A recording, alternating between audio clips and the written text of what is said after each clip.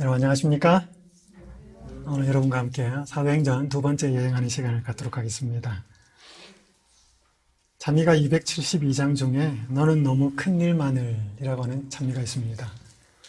여기에서 계속 반복적으로 등장하는 문구가 있습니다. 그 문구가 뭐예요? 너 있는 데서 비추라. 너 있는 데서 비추라. 너 있는 데서 비추라. 많이 등장합니다. 성경은 또 하나님은 우리가 하나님께 받은 빛을 우리가 있는 데서부터 비추라 그럽니다. 멀리 갈 생각을 하지 말고. 오늘 이 문구는 오늘 여러분과 제가 함께 살펴보고자 하는 사도행전의 두 번째 부분이 키워드에 해당이 됩니다. 제가 사도행전을 시작하면서 사도행전 1장 8절이 주제절이라고 말씀을 드렸고, 여기에 두 키워드, 성령 하나님과 예루살렘, 또 예루살렘으로부터 라고 말씀을 드렸고, 이 두 키워드를 연결하는 단어가 증인이라고 말씀을 드렸습니다. 그래서 첫 시간에는 성령과 증인이 되려면 성령을 받아야 한다라고 말씀을 드렸고요. 오늘 두 번째 시간은 이 증인의 삶은 우리가 있는 곳, 어디서부터 시작이 되어야 될지 그것을 예루살렘부터라고 말씀을 하고 있습니다. 그래서 오늘 말씀의 제목은 증인의 삶은 예루살렘으로부터라고 하는 제목으로 말씀을 떼어나겠습니다. 여러분, 왜 예수님께서는 예루살렘에서부터 시작하라고 했을까요? 증인의 삶을. 여기 시대소망에 이런 글이 있습니다. 예루살렘은 예수께서 인류를 위하여 놀라운 겸비를 나타내신 곳이다. 그곳에서 그분은 고통을 받고 거절과 정죄를 당하셨다. 그곳에서 그분은 인성의 의복을 입으시고 사람들과 함께 걸어 다니셨다. 그러나 예수께서 저희 가운데 계실 때에 하늘이 얼마나 땅에 가까이 이르렀는지를 깨닫는 사람은 거의 없었다. 제자들의 사업은 예루살렘에서 시작되어야만 하였다. 예수께서 진리의 씨를 뿌리셨던 바로 그 땅을 제자들은 갈아야만 하였다. 여러분, 예수님이 외국에 나가 보시지는 않으셨잖아요. 예수님이 팔레스타인에만 계셨습니다. 그분이, 팔레스타인은 땅이 그렇게 크지 않아요. 우리나라는 남북한이 8도지만 팔레스타인은 도가 3개입니다. 제일 위가 갈릴리, 그 다음에 중간이 사마리아, 밑이 유대. 크지 않아요. 우리나라의 경상남북도밖에 되지 않습니다. 거기를 여러 번 왔다 갔다 하시는데 여러 곳에서 그분의 놀라운 겸비와 사랑과 희생을 나타냈습니다. 그리고 모욕과 조롱을 다 받으셨습니다. 그럼에도 불구하고 예루살렘은 가장 그런 것들이 많이 나타난 곳이었습니다. 예루살렘 가까운 베들레헴에서부터 태어나서 인성을 입으셨고 사람들에게 놀라운 겸비를 나타내셨고 고통을 받고 거절을 당하고 모욕을 당하신 것도 그 절정은 예루살렘이었습니다. 그러면서 예수님이 진리의 씨를 뿌리셨던 바로 그 땅, 물론 갈릴리도에서도 했고 사마리아에서도 했지만 가장 많은 그리고 핵심적인 진리의 씨가 뿌려졌던 곳은 예루살렘이었습니다. 예수님의 품성과 예수님의 고난과 예수님의 헌신이 가장 강력하게 나타났던 곳은 바로 예루살렘이었습니다. 제가 인터넷을 보다가 한 흥미있는 기사를 읽었습니다. 제목은 부모의 1라운드를 이어받아 2라운드로. 이게 뭐냐면 아버지, 어머니의 땀과 노력, 시행착오가 배어있는 그 일들을 자녀가 물려받아서 대신하는, 그리고 가업이 된 젊은 친구들의 이야기였습니다. 대단히 흥미로웠습니다. 엄마가 사과밭을 하는데 이거 아들이 물려받은 거예요. 그러면서 아주 이렇게 그냥 사과만 파는 게 아니고 이 사과를 짧게 잘라가지고 가공을 해가지고 이렇게 포장을 예쁘게 해서 더 업그레이드된 제품들을 내어놓는 그런 이야기들. 엄마의 사과에 이야기를 더하다. 그래서 스토리를 심어가지고 이렇게 과수원을 운영하는 아들의 이야기. 그 다음에 아버지의 꿀에 디자인을 입히다. 우리가 생각하면 양봉업을 하는 사람들의 꿀은 보통 크기 얼마나요? 보통 1리터, 2리터. 왜 어른들은 자꾸 꿀을 그렇게만 팔죠? 잘 모르겠지만은 이 젊은 애들은 뭐예요? 50g, 100g 그렇게 아주 축소시켜가지고 포장도 용기도 예쁘게 만들어서 파는 거예요. 그리고 한 친구는 아버지가 이 쌀농사를 짓는데 이 쌀을 더 그렇게 조금씩 포장하고 멋지게 만들어서 이 제목이 아버지의 쌀을 브랜딩하다. 제가 이 글들을 쭉 읽으면서 되게 마음이 흐뭇했습니다. 요즘 직장 구하기 되게 어렵잖아요. 그런데 이 젊은이들의 반짝반짝 빛나는 아이디어를 가지고 뭐예요? 아버지들이, 어머니들이 시행착오를 겪고 땀과 흔적이 배어있고 뭐 그런 것들이 녹아있는 그 일을 업그레이드 시키는 그 일을 하는 것을 보면서 되게 흥미로웠습니다. 여러분, 만약 이 청년들이 과수원을 처음 시작하거나 양봉업을 처음 시작하거나 아니면 쌀농사를 처음으로 짓는다고 한다면 이거 만땅에 헤딩한다면 얼마나 힘들겠습니까? 그러나 아버지의 그 노하우, 실패 그런 것들을 딛고 올라가는 거죠. 그게 기초가 되어서. 왜 예수님께서는 제자들에게 증인이 되는 삶을 예루살렘에서부터 시작하라고 하셨는가? 예루살렘에 예수님이 뿌려놓은 씨앗들이 있었다는 것입니다. 맨땅에 헤딩이 아니라는 것이지요. 제자들은 자신들이 해야 할 일을 먼저 걸어가신 분이 한 분 계셨다는 사실을 알게 된 겁니다. 그리고 자기들이 생뚱맞은 일을 하는 게 아니고 그분이 이 땅에서 하셨던 증인의 삶, 그분이 아버지를 드러내고 하나님의 모습을 드러내는 그 일을 했던 것처럼 자기들이 물려받아야 되는 일은 바로 그 일이었습니다. 그것을 맨 땅에서 헤딩하도록 예수님께서는 마련하지 않으셨다는 것이죠. 예수님이 그 일을 하셨고 그분의 흔적이 가장 많이 배어있는 것이 바로 예루살렘이었던 것입니다. 그래서 여러분, 성령을 받은 제자들이 예루살렘에서부터 복음이, 증인의 삶이 어떻게 확장되어 나가는지를 여러분 사도행전을 읽어보면 대단히 강력하게 나타납니다. 마치 도미노가 뭐예요? 핀을 넘어뜨리듯이 파죽지세 팍팍팍 늘어납니다. 초기 교회가 성장한 상황을 성경은 이렇게 기록합니다. 사도행전 1장 15장에 대해서는 약 120명이 다락방에서 기도합니다. 이 사람들이 2장 41절에 되면 약 3,000명의 신자가 더해졌다고 기록합니다. 여러분, 이 인터벌이 얼마 안 돼요. 그 다음에 사도행전 5장 4절에는 남자의 수가 약 5,000명이었다라고 그렇게 기록합니다. 그리고 6장 7절에서는 제자의 수가 심히 더 많아졌대. 파죽지세처럼 쫙 퍼져나가는 하나님 나라의 확장. 이게 그냥 된 게 아니고 예수님이 뿌려놓은 뭐예요? 씨를, 성령의 단비를 받은 그 제자들이 수확한 것입니다. 하박국 2장 14절에 이런 말씀이 기록되어 있습니다. 이는 물이 바다를 덮음같이 여호와의 영광을 인정하는 것이 세상에 가득함이니라. 여러분, 마치 에스겔 47장에 보면 성전인 문지방에부터 뭐가 나와요?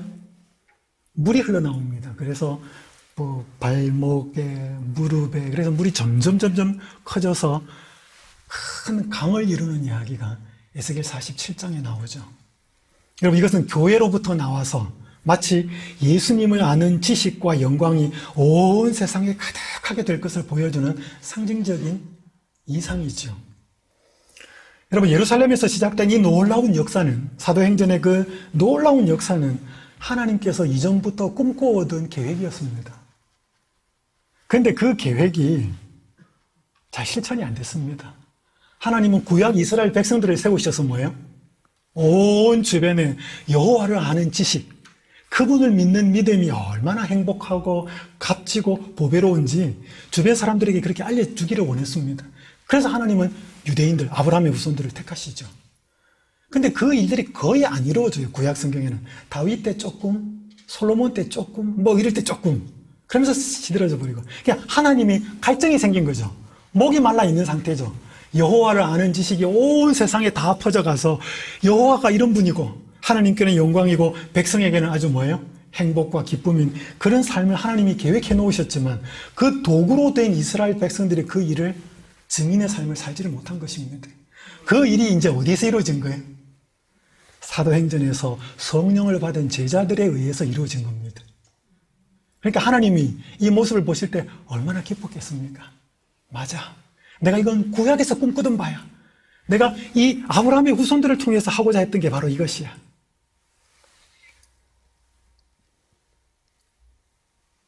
그렇게 예루살렘에서 복음이 증거되고 그들은 증인의 삶을 삽니다. 그런데 여러분, 좋은 데 계속 있으면요, 그냥 계속 그곳에 머무르고 싶습니다. 사복음서에 제자들이 예수님 따라 올라가서 예수님이 변화되는 엄청난 모습을 보잖아요.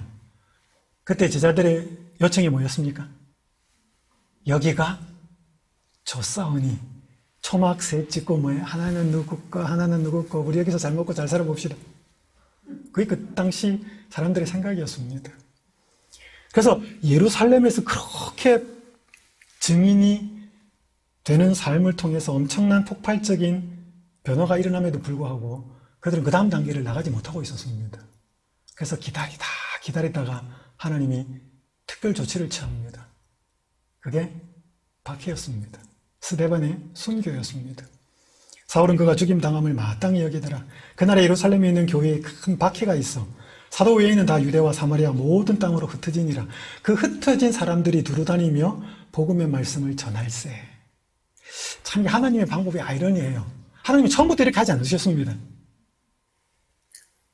그곳 예루살렘에서의 말씀 사역에는 성공이 따랐으므로 제자들은 온 세상에 나가라는 구주의 사명을 생각지 아니하고 그곳에 너무 오래 머무를 위험이 있었대. 그분의 대표자들이 국외로 흩어져 거기에서 다른 사람을 위하여 일하도록 하시기 위하여 하나님께서는 핍박을 허락하셨대. 강제로 흩어버린 거죠. 안 가고 있으니까. 김기곤 목사님이 쓴 신약 성경의 이해라는 책에 재밌는 표현을 썼습니다.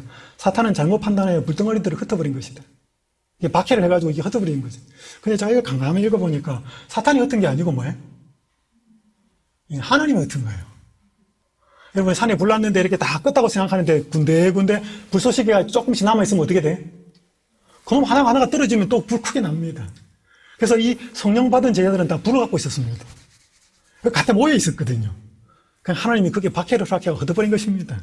그러니까 다 불덩어리 안고 뭐예요? 유대와 사마리아 땅으로 흩어진 것입니다. 그러니까 여러분 하나님이 일하시는 방법과 하나님의 생각은 인간의 방법과 인간의 생각과 다릅니다. 하나님께서 분명히 예루살렘에서부터 시작해서 유대와 사마리아와 땅끝까지 내 증인이 될 거라고 그랬는데 계속 예루살렘에 머무르고 있었거든요. 그때 하나님께서 허락하신 것이 박해였습니다. 그러니까 오늘 우리에게 뭔가 안 좋은 고난이나 시련이 우리 생각에는 안 좋지만 그것은 뭔가 다른 시각, 다른 관점으로 보면 하나님께서 하시는 일이 그게 분명히 녹아있다는 것입니다. 여러분 식물학자들에 의하면 이 3월에 부는 바람 있죠. 3월에 이렇게 봄바람 춥잖아요. 꽃샘추위 같기도 하고 3월에 되면 바람이 많이 불잖아요. 그죠? 이게 왜 있을까요? 없으면 좋지 않겠습니까? 그냥 봄이 촥 와서 이렇게 좋을 것 같은데 이 식물학자들에 의하면 이 초봄에 아주 강한 바람이 불어서 나무를 많이 흔들어요. 뭐예요? 이게 흔들려야지 나무의 영양분이 뭐예요? 뿌리서부터 빨아올려가지고 위에까지 전달이 되어서 이게 잎이 나고 꽃이 난다는 것입니다. 가만히 놔두면 뭐예요? 이게 안 올라간다. 그리고 바람이 많이 흔들려야지 뭐예요? 이 뿌리가 튼튼하게 밑으로 또 내린다는 것입니다. 그러니까 싹을 내고 꽃이 피게 하고 열매를 맺게 하기 위해서는 뭐가 필요하다? 아주 강한 바람이 필요하다는 것입니다. 그 바람을 예루살렘에서 좀 열심히 전도하고 예루살렘에서 아주 유무상통하면서 니꺼 내꺼 없이 그렇게 행복하게 살던 제자들한테 는데없이 스데반이 순교를 당하면서 한 번에 거센 폭풍우가 몰아칩니다. 사탄이 그런 거 한 것 분명히 맞지만 그 너머에서 일하고 계시는 분은 하나님이셨다는 것입니다. 마찬가지일까요? 여러분 우리 인생에도 바람이 좀 붑니까? 바람이 좀 불어요. 왜 내 인생에는 이렇게 바람 잘 날이 없을까? 여러분 그 흔드는 바람 때문에 우리는 성장한다는 것입니다. 그 흔드는 바람 때문에 더 믿음의 뿌리를 깊이 내리게 된다는 것이에요. 그래서 여러분에게 이 오는 불시련을 너무 이상히 여기지 않기를 바랍니다. 여러분 이 사울과 스데반의 모습을 한번 살펴보고자 합니다. 사도행전 6장에 이 사도들이 기도하고 말씀을 전하는 일을 전무하게 집중하기 위해서 7명의 복음 전도자를 세웁니다. 그죠? 여러분 성경에는 이 사람들이 집사라는 말이 없어요. 집사 빌립이라는 용어가 사도행전 뒷부분에 나오는데 그 집사라는 빌립을 이렇게 한국어 성경에서 찾으면 집사라는 말은 되게 작게 적혀 있어요. 그 말은 원어에는 없다는 뜻입니다. 그러니까 이 7사람을 집사로 표현하는 것은 성경에 한 번도 없어요. 근데 와이프인의 글에는 집사라고 표현을 해요. 어쨌든 간에 그건 별로 중요하지 않습니다만, 그 탁월한 7명의 한 사람 중에 한 사람이 누구냐면 빌립이었습니다. 그죠? 에티오피아 여왕의 그 국고를 맡은 그 내시를 만나서 복음을 전한 그 내시, 사도행전 8장에 나오는. 여러분, 이 스데반이 사람들 앞에서 구약의 역사를 쭉 꿰면서 그리스도까지 오고, 그러면서 복음을 전하다가 순교를 당합니다.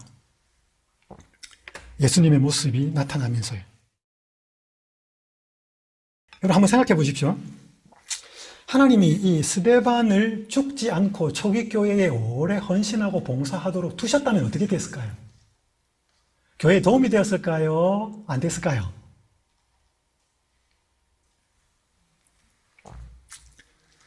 제 생각에는 이 스데반이 살아있었다면 초기 교회에 훨씬 도움이 되었을 것 같은데, 하나님은 그를 죽도록 허락합니다. 근데 여기 사도행전에 이런 표현이 있습니다.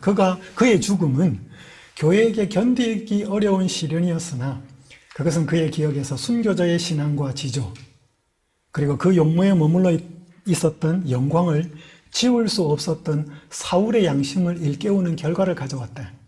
사탄보다 더 능력이 크신 분께서 사울을 택하셔서 순교한 스데반을 대신하여 당신의 이름을 위하여 전파하고 고통을 당하게 하시고 당신의 피를 통한 구원의 기별을 멀리 그리고 널리 전하도록 하실 것이었다. 그러니까 스데반도 그 일 충분히 할 수 있는데, 스데반이 그 일 하는 게 아니고 뭐예요? 스데반이 순교를 당하는 그 모습 속에서도 그리스도를 아는 그 찬란한 영광의 모습이 뭔가 의심과 궁금증과 뭐 그런 것들을 만들어서 사울을 회심시키게 하기 위해서 스데반은 이 일을 당해야 했고, 바로 더 큰 역할은 하나님께서 사울을 바울로 만드신 후에 그렇게 하게 하셨다는 것입니다.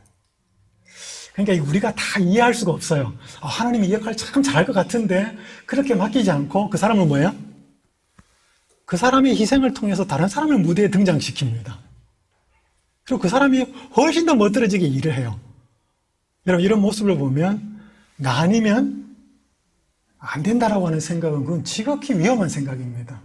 그 사람이 아무리 능력이 있어도 하나님께서는 뭐예요? 그 사람 대신 더 능력 있고 탁월한 사람도 세울 수 있다는 거예요. 그러면서 이제 예루살렘 주변에 있는 유대와 사마리아로 복음이 전해집니다. 재미있는 것은 이 사도행전 8장, 9장, 10장에 진리를 찾는 세 탐구자들이 등장합니다. 사도행전 8장에는 에티오피아 여왕의 모든 국고를 맡은 재무장관 내시 이야기가 나옵니다. 그리고 9장에는 다소 사람 사울이 다메섹 가는 길에서 완전히 인생의 터닝 포인트를 경험하죠.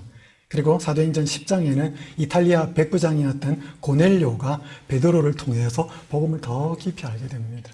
여기 8장, 9장, 10장에 나타나는 이 세 사람은 에티오피아 여왕의 모든 국고를 맡은 이 사람은 에티오피아니까 아프리카 사람 아니에요. 그러니까 이 사람은 함의 자손이에요. 그리고 다소 사람 사울은 뭐예요? 유대인이거든요. 셈의 후손이에요. 그리고 이탈리아 사람, 유럽 사람이잖아요. 이 사람은 야벳의 자손이에요. 셈, 함, 야벳. 이게 노아의 아들들이잖아요. 노아의 아들들이 이 전 인류를 포함하잖아요. 그러니까 복음이 땅 끝까지 전해지기 전조로 뭐예요? 이 사도행전 8장, 9장, 10장에 이 세 사람이 진리를 찾음으로 인해서 그리스도 안에서 회심하고 더 깊은 경지에 들어가면서 복음이 땅 끝까지 전해지는 것에 대한 예조라 그럴까요? 전조라 그럴까요? 그런 것들을 보여주고 있는 흥미있는 내용이 8장, 9장, 10장에 그렇게 적혀 있습니다. 그리고 여기서 또 하나 살펴볼 수 있는 것은 천사가 빌립에게 나타나서 광야로 가라 그러고 베드로에게 나타나서 고넬료에게 가라 그러고. 여러분, 천사가 자기가 하면 되지 왜 자꾸 사람을 시켜요? 천사는 복음을 전하지 않습니다. 그죠? 천사는 항상 사람을 자꾸 보내요. 맞죠? 그래서 천사가 전하면 빌립보다 더 잘할 수 있을 텐데, 천사가 직접 하면 베드로보다 더 잘할 수 있을 텐데 안 그러잖아요. 그러니까 여러분, 천사는 복음을 전하지 않고 복음을 전하는 사람을 자꾸 이렇게 붙여줍니다. 연결시켜주죠. 여러분, 그렇다면 우리 요한계시록 14장에 나와 있는 세 천사는 누가 아니에요?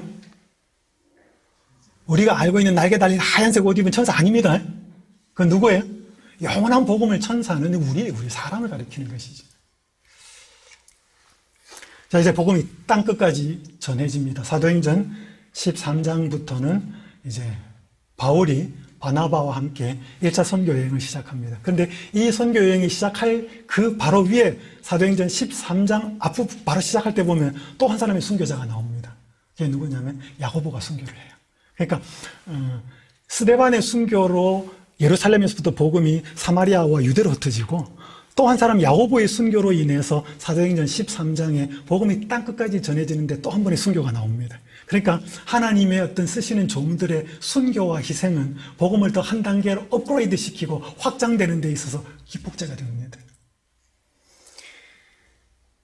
이 선교의 핵심은 성령의 손에 들려진 사도 바울이었습니다.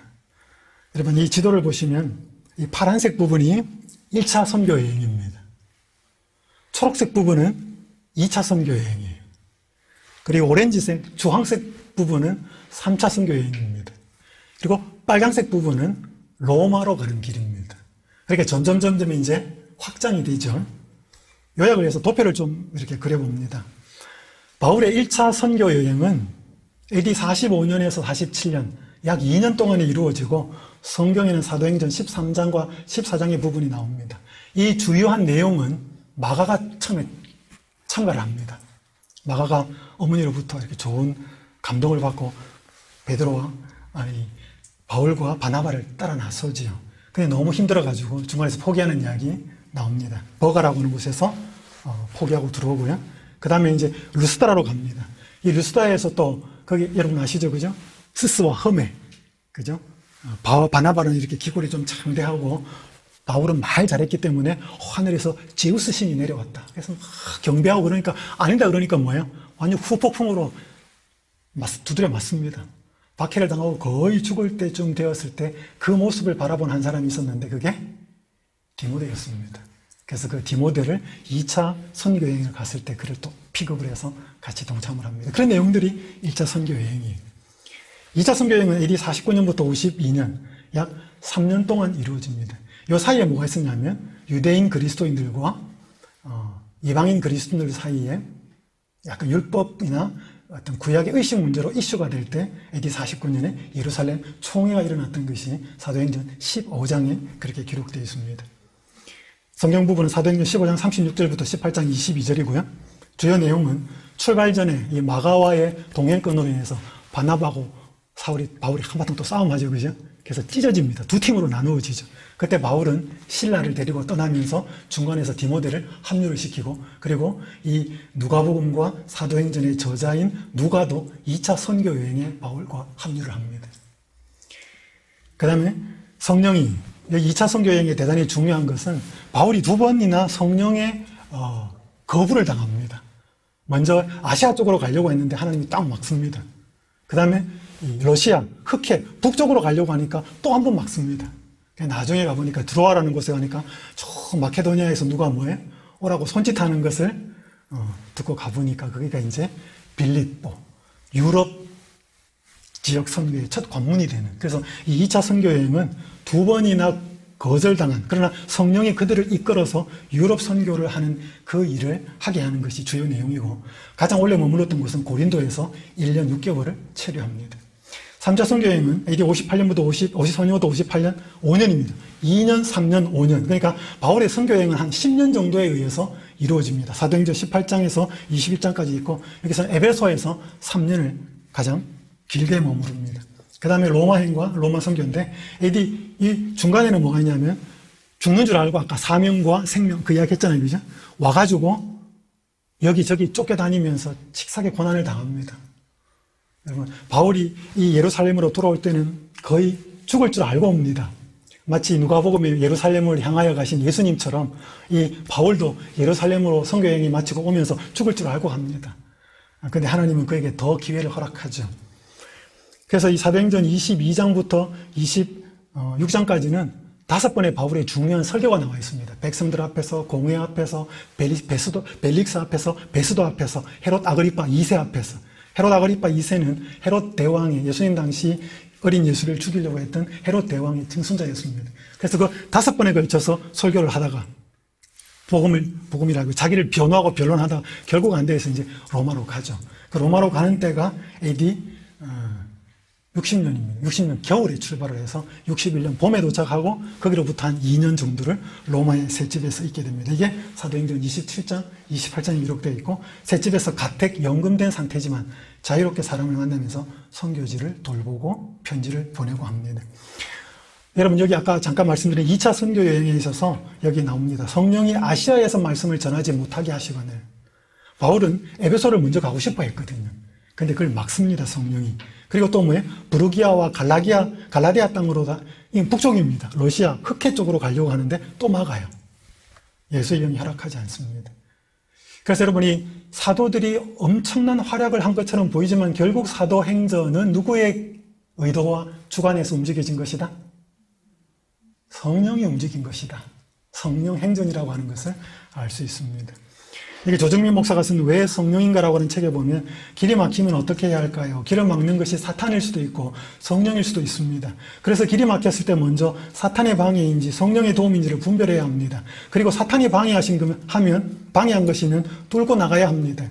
성령이 막은 것이라면 바울처럼 순종해야 합니다. 이때 순종은 포기하고 단념하는 것입니다.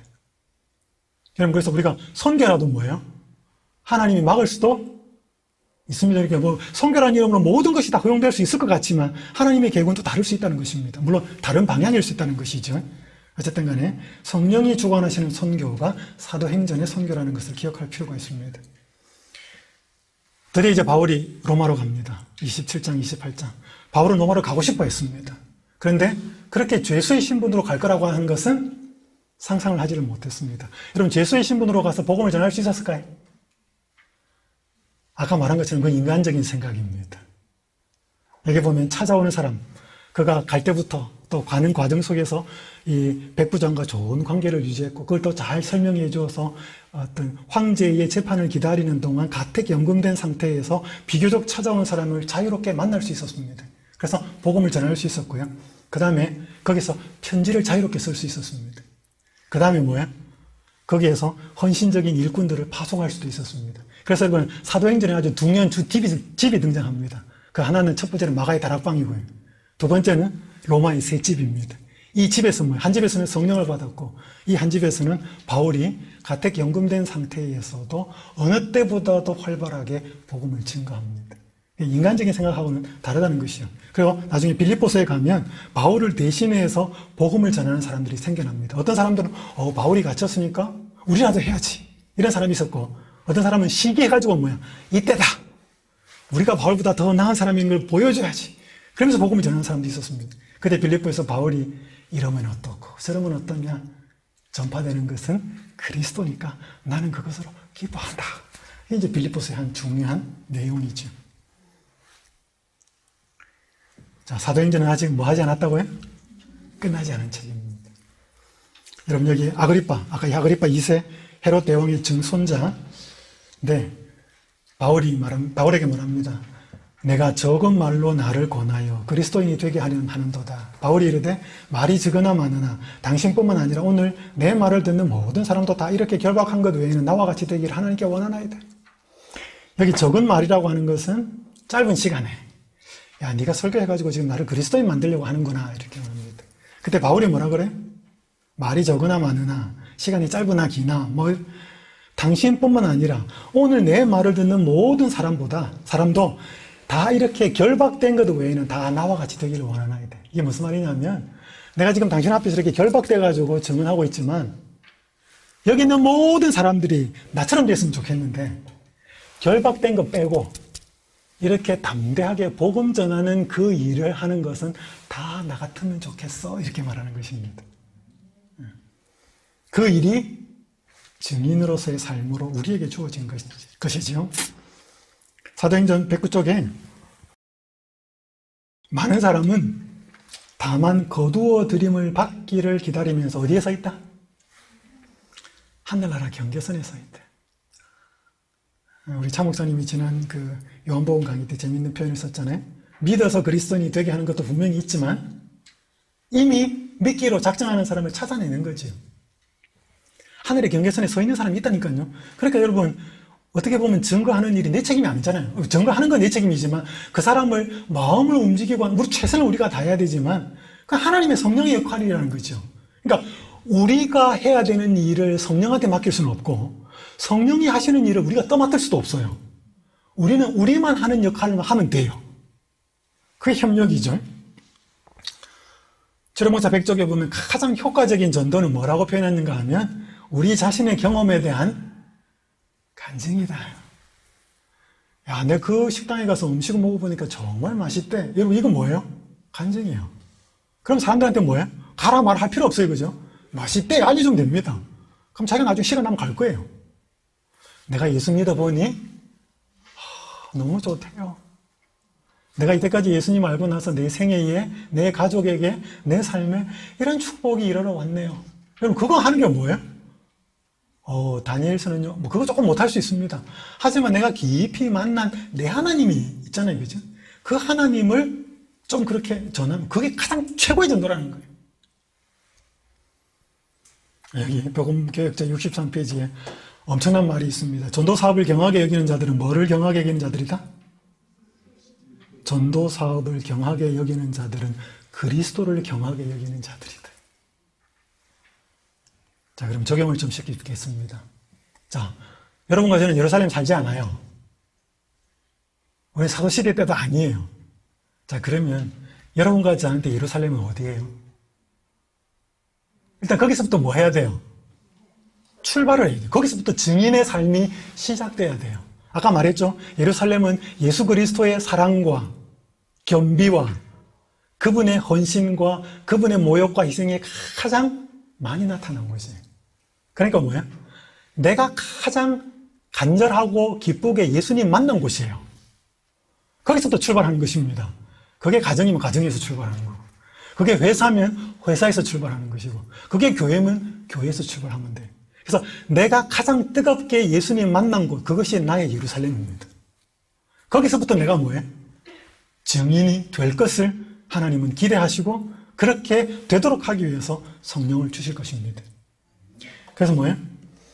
여기 내가 예수님 만난 곳, 그래서 예수님의 사랑과 희생의 흔적이 가장 많은 곳, 이게 장소는 어디든지 상관없습니다.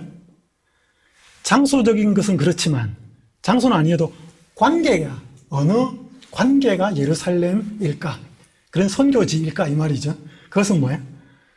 내가 가장 가까운 사람, 물론 예수 믿는 사람에게도 내가 예수 믿는 것이 얼마나 좋은 축복인지를 더 증거해도 상관은 없습니다. 하지만 이게 선교이기 때문에 내가 아는, 내 가까운 주변에 있는 사람 중에서, 내가 알고 있는 사람 중에서 예수님을 모르는 사람, 그들과의 관계가 나한테는 예루살렘입니다. 그게 선교지예요. 그 사람이. 그러니까 꼭 멀리 가는 게 아니고 처음에 이 예루살렘에부터 시작하는 거죠. 할 수 있는 일이 뭘까요? 일단 아는 사람이에요. 그죠? 그러니까 뭐예요? 좀 말하기 쉽잖아요. 약간 좀 부담스러울 수도 있지만 예수님이 얼마나 좋은 분인지, 내가 예수님 믿고 나서 얼마나 행복하게 되었는지. 제가 공부를 하는 과정에 있다가 뉴욕에 집회를 갔습니다.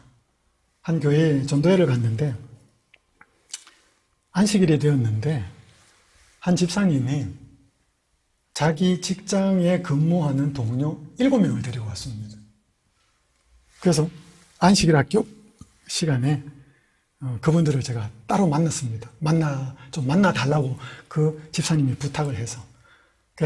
어떻게 오셨는지 좀 본인 소개도 좀 부탁하고 그랬더니 순복음교회 교인도 있었고요.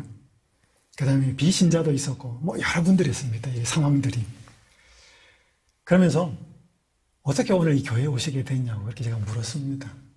그랬더니 그 치기공 하시는 집사님인데 그분이 계속 오래전부터